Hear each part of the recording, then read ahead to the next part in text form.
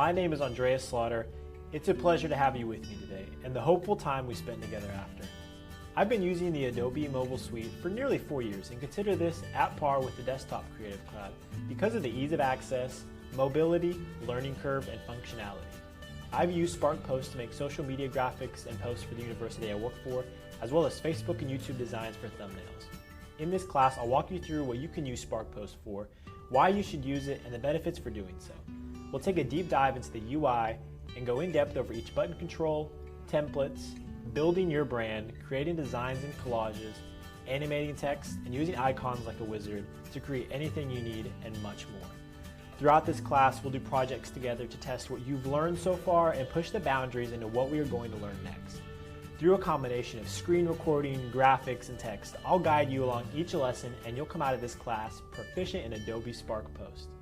If you're ready, let's get started. I hope you're as excited as I am.